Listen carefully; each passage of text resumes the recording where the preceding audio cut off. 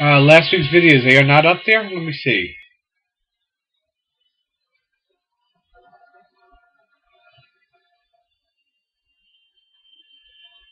Oh, you're right, they're not. I'm sorry. I forgot to post them. I do have them. I will post them tonight after this class. Sorry, I guess I must have spaced on that. I will upload them then. Okay.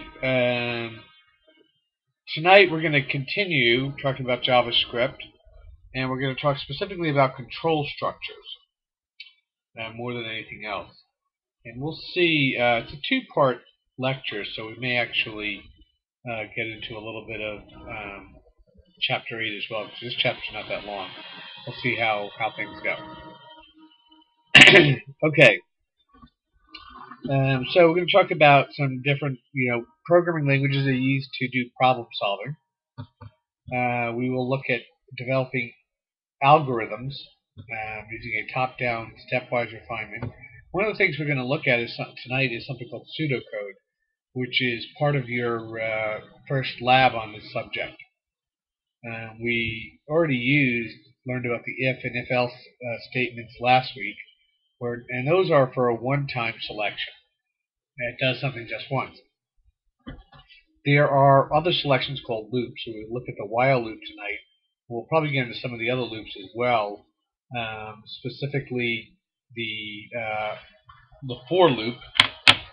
We'll see if we have time for that tonight. We might have time for that, so we might get into that.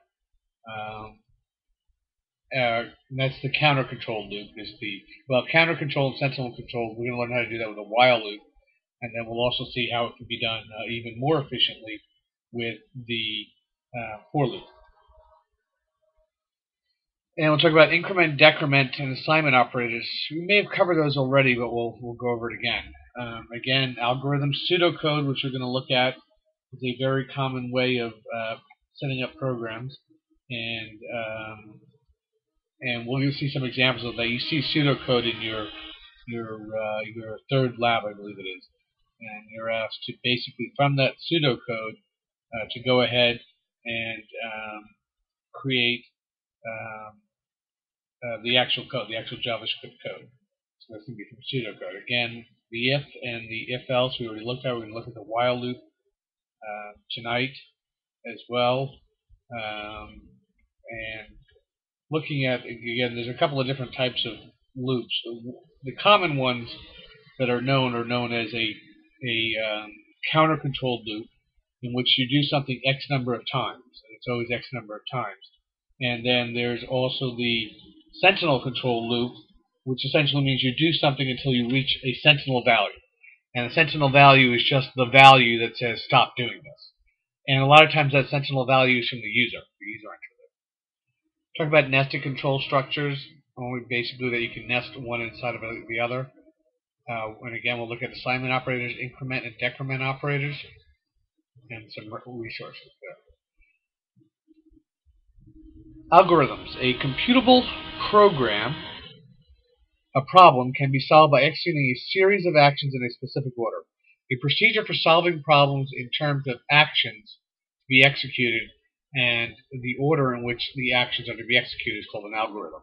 So, algorithms are a name for a program or a series of commands. Procedure is a more formal name. In JavaScript, they use the phrase function in the actual syntax of the command, and that's another possible name for it. Pseudocode, which we'll look at in a moment, is an informal language that helps you to develop algorithms. It's sort of an English-like set of instructions that are in a very easy to understand, but still in a structured way that can be easily translated to a computer programming language. So someone who knows how to read pseudocode can convert that to any other programming language. Pseudocode is often used to think out a script during the script design process. Carefully prepared pseudocode can easily be converted to JavaScript. So that's the pseudocode. And again, we'll see some examples in a moment. Different types of statements. Again, sequential execution means you just execute the statements in the order that they appear in the code. Transfer control changes the order of these statements. And there's a couple of ways of doing that. Loops is one of the ways, and we're going to look at that tonight. All scripts can be written in terms of only three control statements: sequence, selection, and repetition. So sequence meaning orderly, selection meaning usually based on an if statement, and repetition usually based on a loop. And that's fairly true. So here is what we call flowcharts. And you get some pseudocode that says add grade to total. That's what the pseudocode might be. And to translate it into an actual Java command, that would be total equals total plus grade. That would be an actual Java command. Add 1 to counter. Okay, that would be essentially counter equals counter plus 1.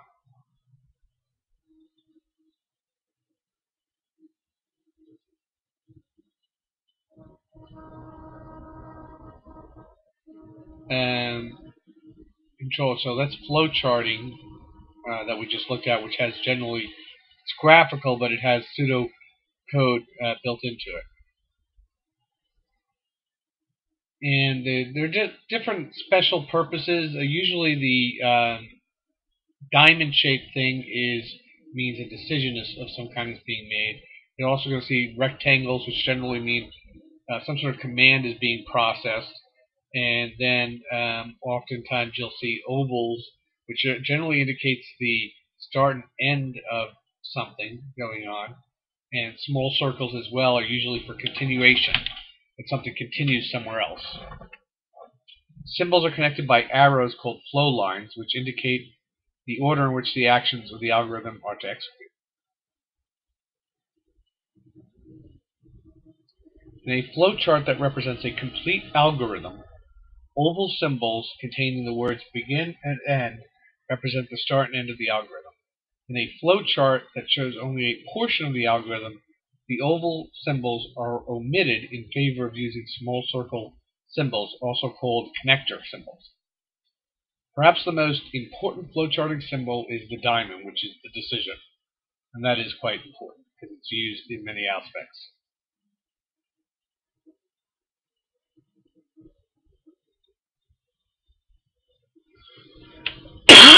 JavaScript provides three selection structures: the if statement, it performs either a true calculation, and it's really the if-else, which is really a variation on the if, which says if something is true, do this. And then if you add an else at the end of it, that means, well, if it's false, do that. All right, if true, do this, else do that. And the third type is something called a switch statement, which performs any of the different actions depending upon the value of the expression. I think we may have talked about those already.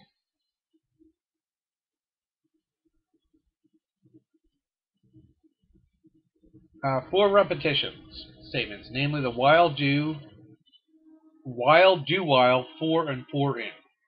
In addition to keywords, JavaScript has other words that are reserved for use by the language, such as null, true, and false. These are reserved words that you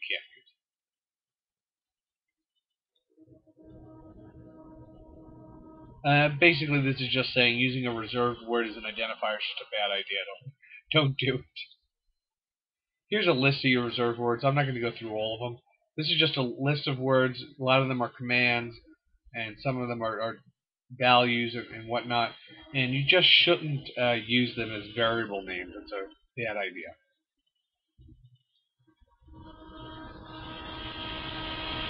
Single entry, single exit control statements make it easy to build scripts. Control statements are attached to one another by connecting the exit point of one control statement to the entry point of the next. Control statement stacking. There is only one other way control statements can be connected. Control statement nesting. Okay, so there's stacking, meaning one after the other, and then nesting is basically like an if statement inside of an if statement.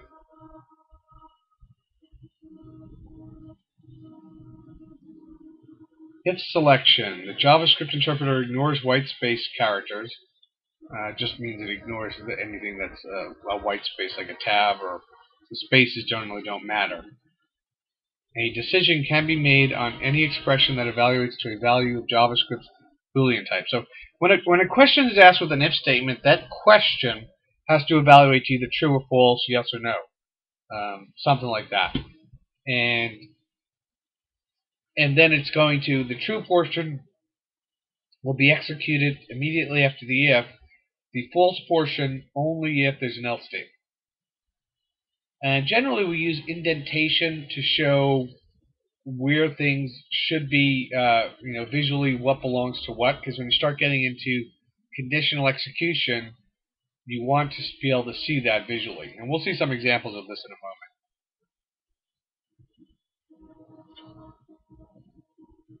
Consistently applying reasonable indentation conventions improves script readability. They use 3 spaces for each indent. I typically use 4. Most tools use 4 as well. We'll see some examples of that in a moment, how that should be indented. Okay, so here's an example of a flowchart. So we have an O here is a connector. That's another connector. It says grade greater than or equal to 60. True, it's going to print passed. False, it's going to skip that part and just go all the way down. So that's a simple question. Is the grade greater than or equal to 60? If it is, then go ahead and print passed. Otherwise, you're not going to do anything.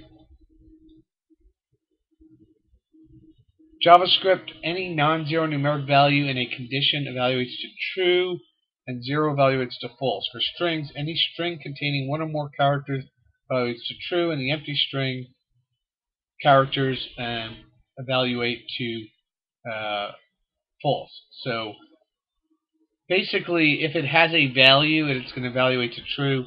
Otherwise, if there's no value, it's going to evaluate to false.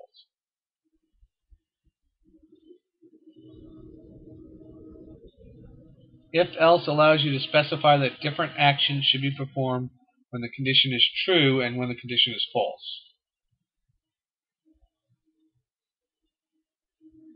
Indent both the body of the statements of an if and an else statement.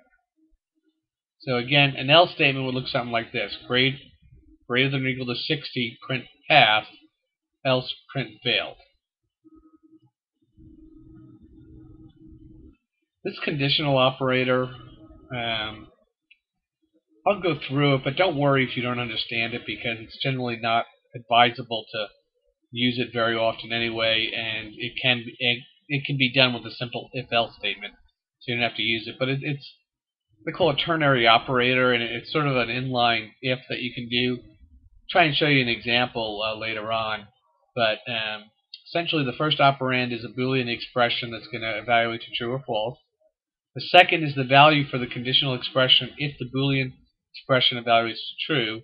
Third is the value for the conditional expression if the Boolean expression evaluates to false.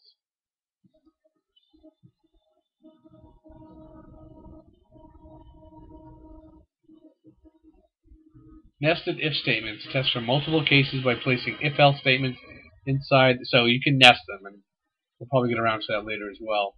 I think we had some examples last week in which we did that, if I'm not mistaken.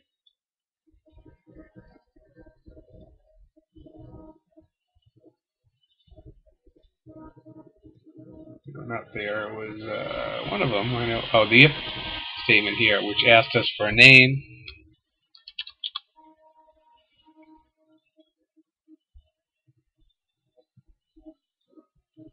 And then, right, based on the hour, it said either good morning, good afternoon, good evening, time for a break. This is not nested really well. Mainly, it's probably just the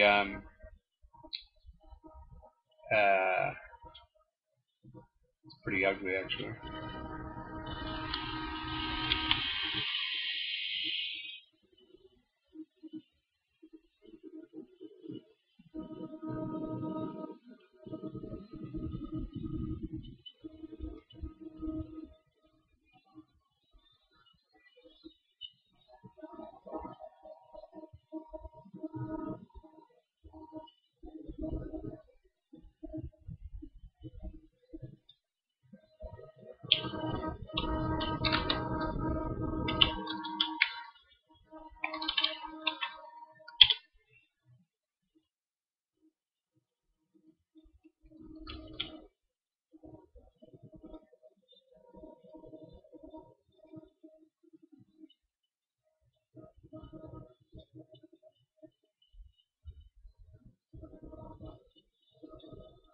Okay, so this looks a little bit better. If you can see that. You can see that this is nested after under the if statement to visually show you that it's only going to get executed if the hour is less than 12. Similarly, if the hour is greater than 12, everything for that condition is right there. It's also indented. And that's to make it obvious. And then this is a nested if, which is an if within an if statement. And all of its conditions are similarly nested. So this is what they mean by indentation and nesting.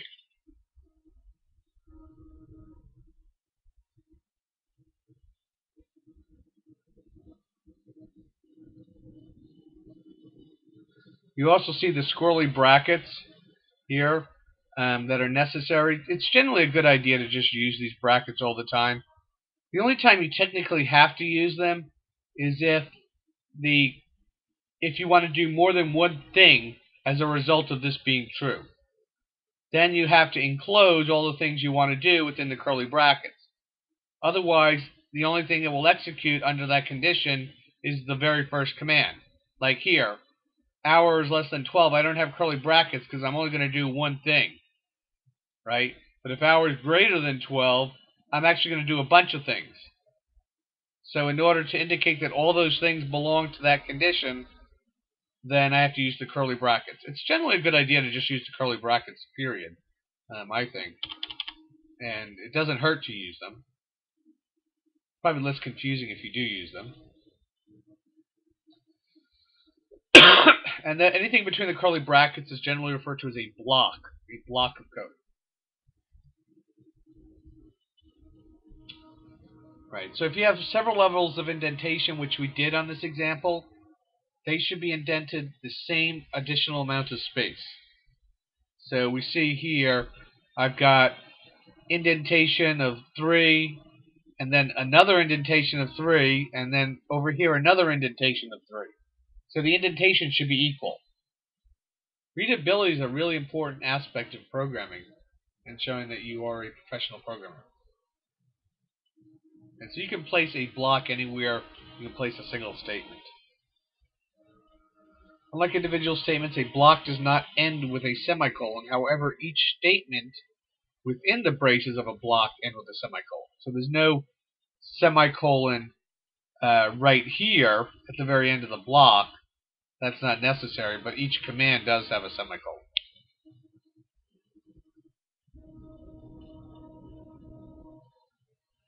All right, any questions so far?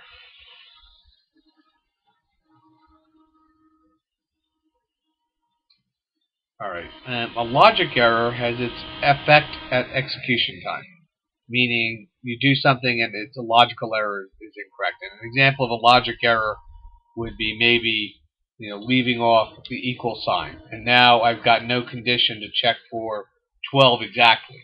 That's a logic error. If you refresh the syllabus, the slides should be on my syllabus. I did post it. It should be there. You may not have the most current one, so try refreshing your browser and see if they're there. So that would be a logic error, leaving off the equal sign. Okay?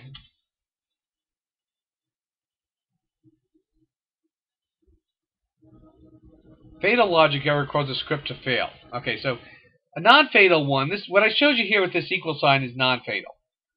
It's not going to work for the noon hour, for the 12 o'clock hour, but it's not going to crash and burn either. A fatal logic error would probably be something like a divide by 0. That would be a fatal logic error. So you can't, if you enter two numbers and logically you forget to check, you don't check to see that the denominator is a number other than 0, that's a fatal logic error because 0, you can't divide anything by 0. You get infinity if you try.